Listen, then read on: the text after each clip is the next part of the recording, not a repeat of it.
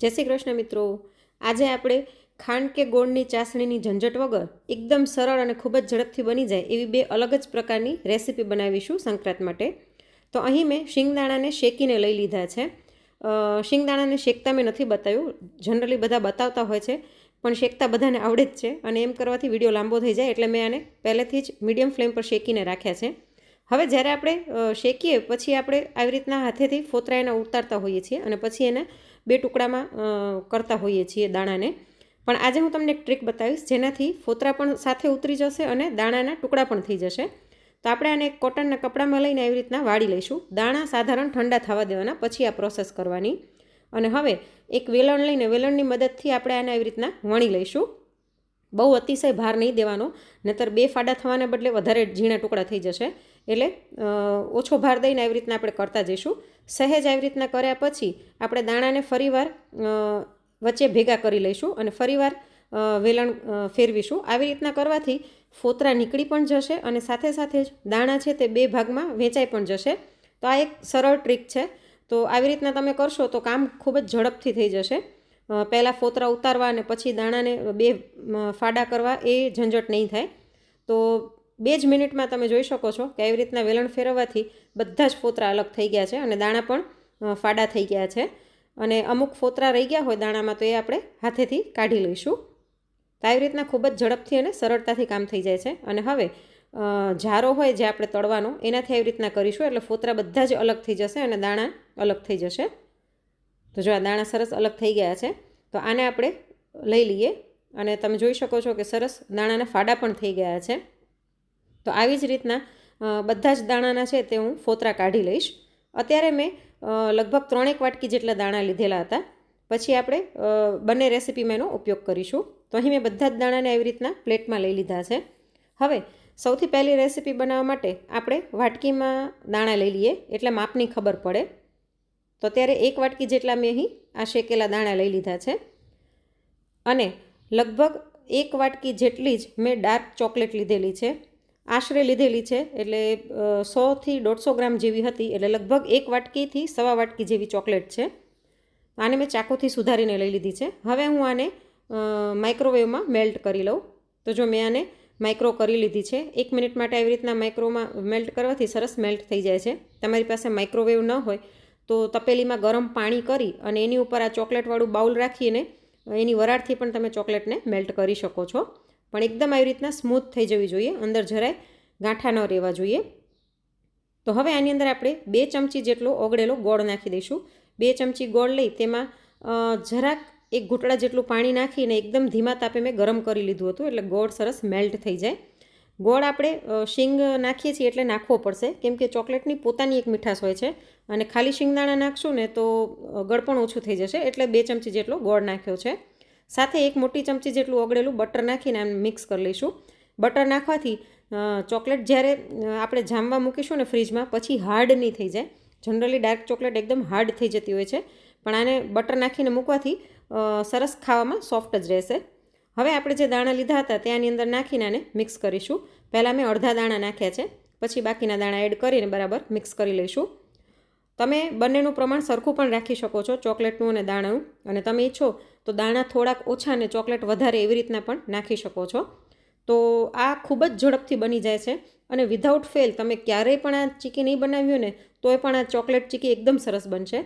હું આમાં થોડાક દાણા વધારે નાખું છું, તો પાછા મેં લગભગ 1.5 વાટકી જેટલા દાણા લઈ લીધા છે, એટલે મેં 1.25 વાટકી જેટલા આમાં દાણા નાખ્યા છે। તમે ઈચ્છો તો ચોકલેટ અને દાણાનું પ્રમાણ સરખું પણ રાખી શકો છો। તો આ ચીકી કોઈ પણ ઝંઝટ વગર અને 5 જ મિનિટમાં બનીને તૈયાર થઈ જાય છે અને છોકરાઓને તો એટલી ભાવશે ને કે મારા ઘરમાં તો બીજે જ દિવસે પૂરી થઈ ગઈ હતી।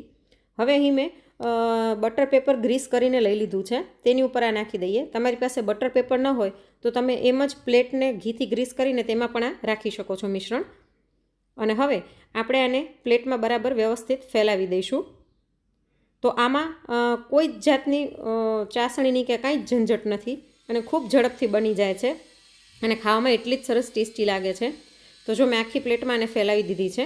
હવે આપણે આને અડધી કલાક માટે ફ્રીજમાં મૂકી દઈએ જેથી સેટ થઈ જાય। તો અહીં મેં અડધી કલાક પછી આ ચીકીને કાઢી લીધી છે અને હવે આપણે આના ટુકડા કરી લઈશું. તમે એમનામ જ અનઇવન ટુકડા કરી શકો છો, પણ હું આને આવી રીતના ચાકુથી ચોરસ કટ કરું છું. અત્યારે તમને લાગતું હશે કે હાર્ડ છે, પણ એકદમ સોફ્ટ હોય છે, ખાવામાં ખૂબ જ મજા આવે છે. આપણે ફ્રૂટ એન્ડ નટવાળી ચોકલેટ ખાતા હોઈએ ને એના જેવો આનો ટેસ્ટ આવશે, એટલે બધાને ખૂબ જ ભાવશે. તો તમે એક વખત આ ચોકલેટ ચીકી આ સંક્રાંતમાં જરૂરથી ટ્રાય કરજો. તો આવી રીતના લાંબા લાંબા પીસ કર્યા પછી આપણે આના નાના નાના ચોરસ ટુકડા કરી લઈએ અને હવે આને એક પ્લેટમાં લઈ લઈએ. તો જોતાં જ મોઢામાં પાણી આવી જાય અને ખૂબ જ ઝડપથી બની જાય એવી આપણી ચોકલેટ સિંગની ચીકી તૈયાર થઈ ગઈ છે. અને તમે જોઈ શકો છો કે કેટલી સરસ સોફ્ટ છે. આને આપણે બારે સ્ટોર નહીં કરી શકીએ, આને તમારે ફ્રીજમાં જ રાખવી પડશે, પણ ફ્રીજમાં રાખ્યા પછી પણ એકદમ હાર્ડ નહીં થાય, આવી જ સોફ્ટ રહેશે. તો તમે પણ એક વખત આ જરૂરથી ટ્રાય કરજો.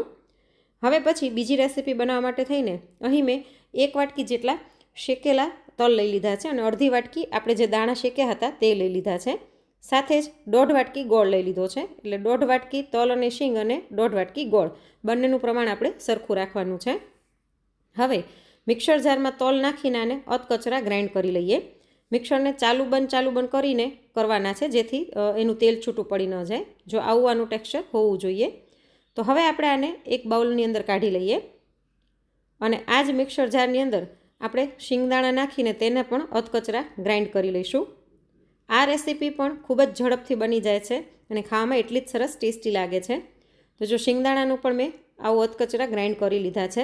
તો આને પણ આપણે બાઉલની અંદર નાખી દઈએ અને તેની સાથે આને વધારે ટેસ્ટી બનાવવા માટે થઈને 2 મોટી ચમચી જેટલું આપણે ડેસિકેટેડ કોકોનટ એટલે કે સૂકા કોપરાનું છીણ નાખી દઈશું. સાથે 5 ચમચી જેટલો એલચીનો પાવડર અને 1/8 ટીસ્પૂન જેટલું જાયફળ ઘસીને એડ કરી દઈશું. જાયફળ નાખવાથી આનો ટેસ્ટ ખૂબ જ સરસ આવે છે, એટલે તમે જરૂરથી ટ્રાય કરજો. તો અહીં મેં થોડુંક જાયફળ પણ ઘસી લીધું છે. હવે આ બધા જ ડ્રાય ઇન્ગ્રીડિયન્ટ્સને આપણે એક વખત મિક્સ કરી લઈએ. મિક્સ કર્યા પછી હવે આપણે એક કડાઈ લઈ લઈશું. કડાઈની અંદર મેં અહીં 2 ચમચી જેટલું ઘી લીધું છે. જ્યારે મેં ઘી નાખ્યું ને ત્યારે હું કેમેરો ચાલુ કરતાં ભૂલી ગઈ હતી, પણ હું તમને બતાવી દઉં કે જો 2 ચમચી જેટલું જ ઘી લીધેલું છે. હવે આની અંદર આપણે જે 1.5 વાટકી ગોળ લીધો હતો તે નાખી દઈએ. આપણે ગોળને સુધારીને લીધો છે, એટલે આને મેલ્ટ થતાં કંઈ વાર નહીં લાગે. આપણે ગોળને ખાલી મેલ્ટ જ કરવાનો છે, જેવી રીતના આપણે સુખડીમાં કરતા હોઈએ એવી રીતના. ગેસની ફ્લેમ અત્યારે મેં મીડિયમ રાખી છે. તો આને બરાબર મિક્સ કરી લઈશું અને ગોળ જ્યારે ઓગળે ત્યાં સુધીમાં એનો પાયો ન થઈ જાય એના માટે આની અંદર 2 ચમચી જેટલું આપણે પાણી એડ કરી દઈશું. અને હવે આને બરાબર મિક્સ કરી અને ગોળ બધો જ મેલ્ટ થાય ત્યાં સુધી આને ગરમ કરી લઈશું. આપણે કોઈ જાતનો પાયો નથી લેવાનો. તો થોડીક જ વારમાં તમે જોઈ શકો છો કે આપણો ગોળ એકદમ સરસ મેલ્ટ થઈ ગયો છે. તો ગેસની ફ્લેમ એકદમ સ્લો કરીને આની અંદર આપણે જે મિશ્રણ તૈયાર કરીને રાખ્યું હતું ને તે એડ કરી દઈએ અને આને બરાબર મિક્સ કરી લઈશું. આમાં ગોળનો પાયો લેવાની કંઈ જ ઝંઝટ નથી. ચીકીમાં ઘણી વખત એવું થાય કે પાયો જો બરાબર ન આવે તો ચીકી ચોબડ થઈ જાય, ચીકણી થાય, પણ આમાં એવો કંઈ જ વાંધો નહીં આવે. તો જો બધું જ સરસ મિક્સ થઈ ગયું છે. અત્યારે તમને મિશ્રણ ઢીલું લાગી રહ્યું હશે, પણ સહેજ આપણે આને અડધી મિનિટ માટે કરીશું એટલે સરસ થઈ જશે. તો જો અડધી જ મિનિટમાં આપણું મિશ્રણ એકદમ સરસ થઈ ગયું છે. આપણે ગેસની ફ્લેમ એકદમ સ્લો રાખી અને સહેજ મિશ્રણને ચેક કરી લઈશું. અને ચેક કરવા માટે હાથની આંગળીઓને સહેજ ઘીવાળી કરી અને મિશ્રણ થોડુંક હાથમાં લઈ જોઈશું અને આવી રીતના વાળી જોઈએ. જો સરળતાથી આનો બોલ વળી જાય છે, હાથમાં જરાય ચોંટતું નથી, તો એનો મતલબ કે આપણું મિશ્રણ તૈયાર થઈ ગયું છે. તો હવે આપણે આને નીચે લઈ લઈએ અને એક બટર પેપર ઉપર આને નાખી દઈશું. મેં બટર પેપરને ગ્રીસ કરી લીધું છે. તમારી પાસે બટર પેપર ન હોય તો તમે પ્લેટમાં પણ નાખી શકો છો, અથવા તો ડાયરેક્ટ નીચે પ્લેટફોર્મ પર ઘી લગાડીને નાખી શકો છો. અને બટર પેપરની મદદથી આને સહેજ આપણે સ્મૂથ કરી લઈશું અને સાધારણ હાથેથી અડી શકાય એટલું ઠંડુ કરી લઈશું. તો જો હાથેથી અડી શકાય એટલું મિશ્રણ ઠંડુ થઈ ગયું છે. તો હવે આપણે આના નાના નાના બોલ્સ બનાવી લઈએ. તમે એમનામ જ આપણે રૂટીનમાં જે એવી રીતના તલના લાડુ બનાવતા એવી રીતના નાના નાના બોલ્સ બનાવી શકો છો, પણ હું આજે થોડોક અલગ શેપ આપું છું, જેથી ખાવામાં એટ્રેક્ટિવ લાગે. તો આવી રીતના ગોળ બોલ વાળ્યા પછી બોટલનું જે ઢાંકણું હોય એની મદદથી ઉપર સહેજ દબાવીશું, એટલે આવો શેપ આવી જશે. દેખાવમાં ખૂબ જ સરસ લાગે છે અને બાળકોને કંઈક અલગ અને યુનિક લાગે તો ખાવાની મજા આવતી હોય છે. તો મારો દીકરો કહેતો હતો કે મમ્મી તમે નાના નાના UFO બનાવ્યા છે, એવો સરસ આનો શેપ લાગે છે. હવે અહીં મેં પિસ્તાની કતરણ લઈ લીધી છે, એની ઉપર આને આવી રીતે સહેજ પ્રેસ કરી દઈશું. ગરમ હોવાથી તરત જ પિસ્તા ચોંટી જશે. તો આવી રીતના આપણે બધા જ તૈયાર કરી લઈએ. તો જો અહીં બધા જ મેં તૈયાર કરી લીધા છે અને હવે હું તમને તોડીને બતાવી દઉં કે ઠંડા થયા પછી પણ એકદમ સરસ સોફ્ટ રહે છે અને ખાવામાં ખૂબ જ ટેસ્ટી લાગે છે. તમે ઈચ્છો તો આની નાની ગોળ ગોળ લાડુળી પણ બનાવી શકો છો. જો એકદમ મોઢામાં મૂકતા જ ઓગળી જાય એટલા સરસ બને છે. તો આ સંક્રાંતમાં તલ અને શીંગની ચીક્કી સિવાય આ રેસીપી પણ જરૂરથી ટ્રાય કરજો. અને આજની રેસીપી ગમી હોય તો લાઇક કરીને વધુમાં વધુ શેર પણ કરજો. Thanks for watching.